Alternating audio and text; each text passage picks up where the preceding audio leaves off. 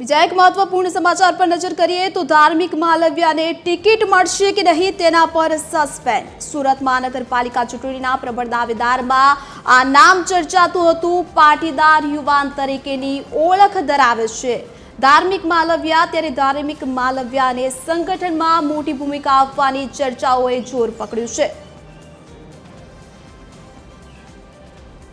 ધાર્મિક માલવ્યાને ટિકિટ મળશે કે નહીં તેના પર સસ્પેન્ડ યથાવત જોવા મળી રહ્યું છે। સુરત મહાનગરપાલિકા ચૂંટણીના પ્રબળ દાવેદારમાં આ નામ ચર્ચાતું હતું।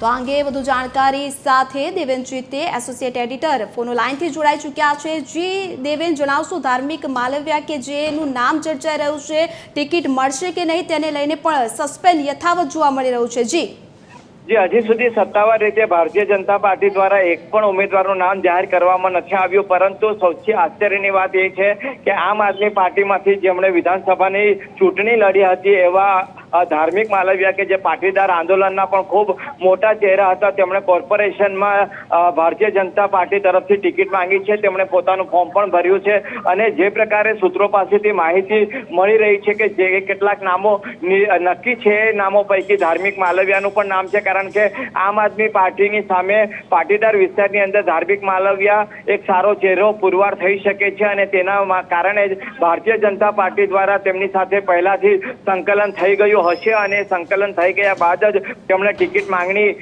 કરી હશે। એના માટે આપણે ચોક્કસથી કહી શકીએ કે જે પ્રકારના રાજકીય સમીકરણો છે અને ફોર્મ ભરાવા પહેલાથી જ જે વાત નક્કી થઈ ગઈ હતી તેના આધારે જ ધાર્મિક માલવ્યા દ્વારા પોતાનું ફોર્મ ભરવામાં આવ્યું છે અને તેથી તેમની ટિકિટ લગભગ નિશ્ચિત માનવામાં આવી રહી છે। જી દેવેન, સમગ્ર માહિતી બદલ આપનો આભાર।